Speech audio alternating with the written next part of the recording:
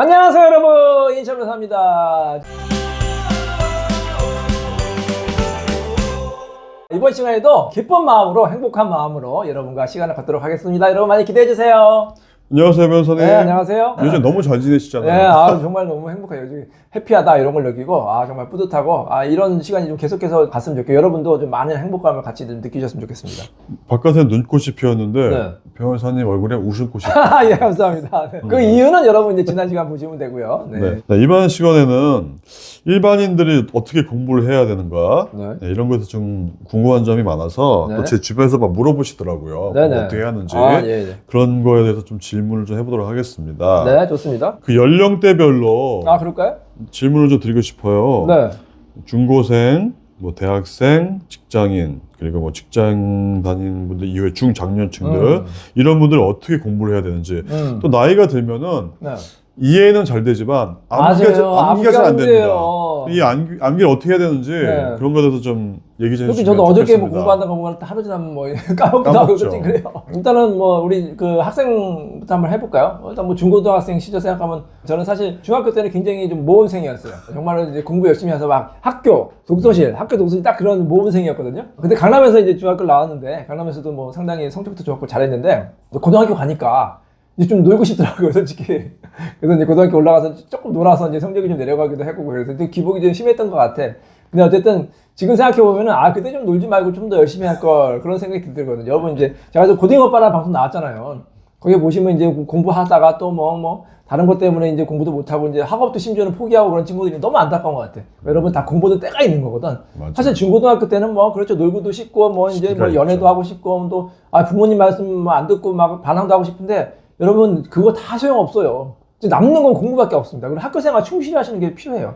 나 학교가 안 맞아. 물론 학교가 힘들 수도 있고 하지만 정말 학교는 졸업을 해야 되는 겁니다. 중학교 물론 이거 필수고 고등학교도 물론 필수적으로 꼭 졸업을 하시는 게 저는 바람직하다. 물론 부득이한 이제 경우가 있으면 이제 뭐 중퇴하거나 했는데 여러분 방통고라고 아시죠? 네. 방통고라도 이제 다니셔가지고 고등학교 이제 졸업 중 얼마든지 취득할 수가 있고요. 그래서 꼭 이제 학교 과정은 정말 충실하게 하시고요. 또 가급적이면 공부도 잘하는 게 좋겠죠. 그래서 공부도 좀 잘하는 방법이 필요하다. 그래서 뭐 뻔한 말씀이지만 당연히 수업 같은 거 열심히 들어야 되고 제가 보기에는 좀 효율적으로 맞는 공부를 하라. 그거는 어느 연령대나 똑같은 것 같아요. 뭐 중학생이든 고등학생이든 어른이든 내가 효율적으로 그리고 공부를 재밌게 하셔야 돼요. 요즘에 얼마든지 공부를 재밌게 할 수 있는 방법이 많아요. 옛날에는 책만 봤잖아요. 근데 요즘에 인강도 있고 같이 스터디도 하시고 그래서 나만의 뭔가 효율적인 방법을 찾으셔야 돼요.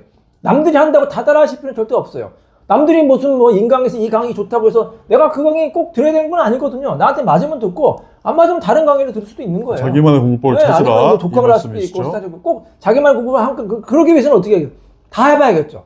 이것도 해보고 이것도 해봤다가 이게 맞는다 그러면 자신을 믿고 한번 쭉 밀어붙이세요. 그러면 충분히 좋은 결과 나올 수 있으니까 여러분 꼭 하시고 학생분들 하여튼 가장 중요한 것은 뭐다? 학업에 충실하고 물론 뭐 학원이나 이런 것도 이제 물론 필요할 수 있겠지만 기본적인 학교 수업에 충실하시고 그다음에 나만에 맞는 공부법을 꼭 찾아보시라. 그러면 좋은 결과 나올 수 있을 거라고 생각이 듭니다. 예, 그럼 대학생이나 직장인들, 중장년층들은 어떤 식으로 공부하는 게 좋을까요? 대학생들을 말씀드리면은 일단 뭐 요즘에는 많이 달라지긴 했는데 사실 예전에는 뭐 워낙 고등학교 때 공부를 많이 하니까 대학만 가면 막 끝이다. 대학교 가면 놀아야지 막 이런 친구도 있는데 물론 대학교 가면 좀 놀아야죠. 놀고 뭐 미팅도 해야 되고 뭐 여러 가지 뭐 교양도 삽하는데 물론 그것도 필요하죠. 그것도 필요한데 저는 일단 대학에 갔으면 그 대학교 공부도 충실할 필요가 있다. 나중에 사회적으로도 나와서도 크게 공부가 되거든요. 근데 내가 이 전공을 찾았는데 전공이 안 맞을 수도 있잖아요. 그러면 다른 전공으로 빨리 이제 뭐 바꾸거나 아니면 복수 전공을 하거나 부전공을 하거나 저 아니면 뭐 다른 대학교로 뭐 편입을 하거나 아니면 뭐 다시 수능을 보거나 그렇게 빨리 찾으셔야 될 것 같아요. 왜냐면 맞지 않은 전공을 계속해서 공부한다는 건 사실 굉장히 좀 힘든 일이거든요. 그리고 내가 뭐 원하지도 않는 전공에 대해서 전문 분야를 찾는 거는 사실 어떻게 보면 그 사람한테 힘든 일일 수 있으니까 자신에게 맞는 적성을 빨리 찾아야 될 것 같아요. 그래서 만약에 적성이 맞는다 그러면 거기에 계속 이제 매진을 하시면 되고 맞지 않는다 그러면 빨리 다른 길을 좀 찾으셔야 될 것 같아요. 그래서 그 부분을 하시고요. 또 대학생 여러분은 영어 공부는 반드시 필수적으로 하셔야 됩니다. 영어는 필수니까 뭐 토익이든 아니면 영어 공부는 꾸준히 놓지 말고 하시고 그 다음에 더 중요한 건 뭐냐면 인생 공부가 필요해요. 대학생은. 어떻게 보면 그때가 가장 황금기 아닙니까 인생에서. 연애도 좀 하셔야 돼. 왜냐면 제가 이제 이혼 전문 변호사 아닙니까.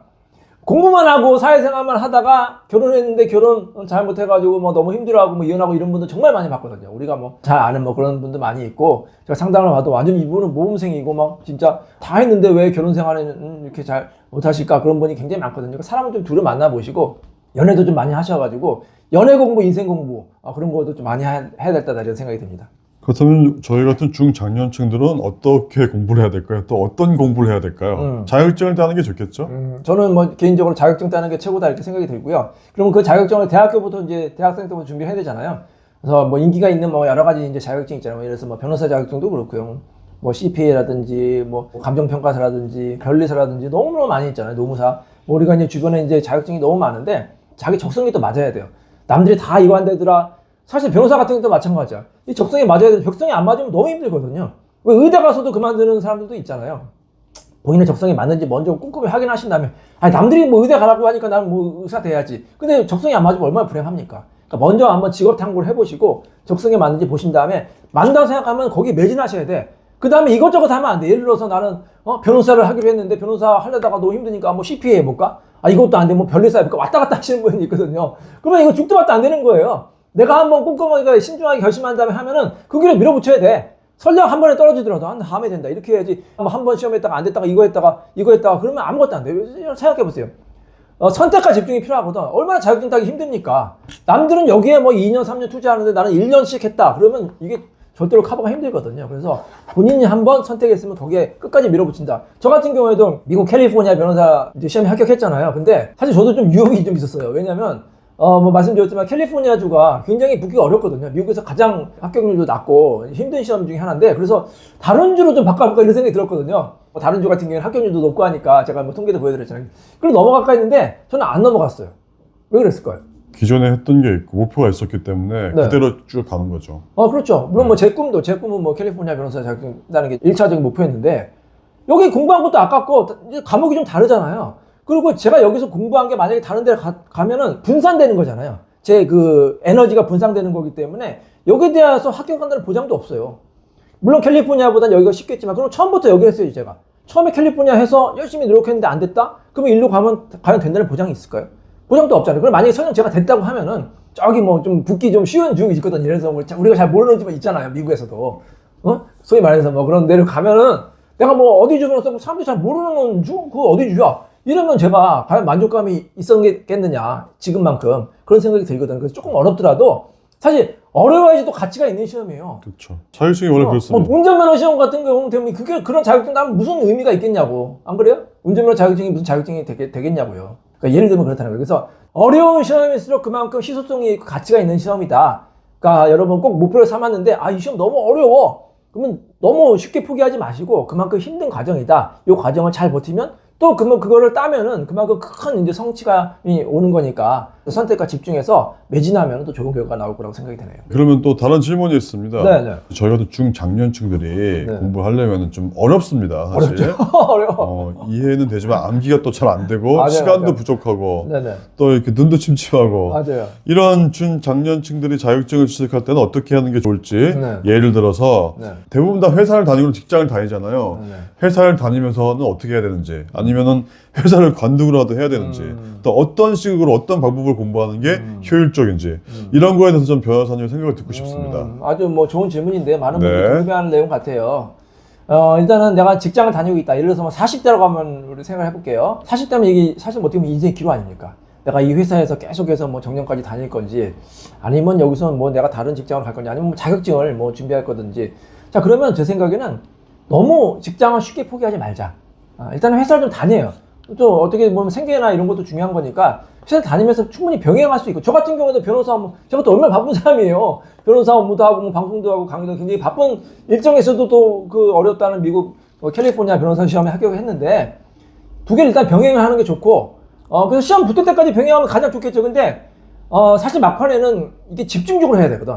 미국 그 변호사 시험 같은 경우도 막판 한두 달이 굉장히 중요하다고 하거든요. 그동안은 사실 기초 과정이고 막판에 이제 집중해가지고 시험에 나올 거를 이제 집중적으로 공부해야 되는데, 사실 회사 다니면서 한두 달을 시간 내기는 어렵잖아요. 그런 경우에는 좀 회사에 좀 양해를 구하고, 예를 들어서 뭐 내가 이 자격증을 뭐 나만을 위해서 하는 게 아니라 이 회사에도 도움이 될 거다. 그러면 회사에서 어느 정도 배려를 해줄 수가 있잖아요. 뭐 시간을 좀 내준다든지 회사에 얘기를 하세요. 많은 사람들이 얘기를 해가지고 좀 배려를 받는다. 물론 쉽진 않겠죠. 그래가지고 좀 시간을 많이 확보해가지고 저 같은 경우에는 평일날 이제 6시에 퇴근하면은 뭐 12시까지 한 6시간 이상 공부할 수 있었거든요. 그 다음에 이제 주말에는 쉬니까 어차피 주말에는 하루 종일 공부할 수 있으니까 충분히 이제 병행 가능하다. 근데 나는 뭐 회사도 어차피 그만둘 거고 전업수험생은 어떠냐? 정말로 내가 좀 여유가 있고 그러면 전업수험생도 어떻게 보면 더 시간을 많이 확보할 수 있으니까 전업수험생도 괜찮겠죠. 물론 이제 그럴 경우에는 붙어야겠죠. 반드시 붙지 않으면 이제 큰일 나니까 내가 합격에 어느 정도 확신이 있고 뭐 내 가족이라든지 충분히 서포트가 될 수가 있으면 전업수험생도 저는 한번 도전해볼 만하다. 다만 전업수험생은 반드시 합격을 해야 됩니다. 합격을 하지 않으면은 또 굉장히 내 그 인생에서 일정이 좀 어그러질 수 있기 때문에 반드시 합격할 목표가 생기고 또 단기간에 붙은 시험이다 그러면은 전업수험생도 좀 나쁘지 않다 이런 생각이 듭니다. 하여튼 오늘 방송이 여러분께 많이 도움이 됐으면 바라고요. 다음 시간에는 구체적으로 어떻게 공부하면 좋은지 구체적인 공부 방법론에 대해서 말씀드리도록 하겠습니다. 여러분 다음 시간에 뵙겠습니다. 안녕히 계세요.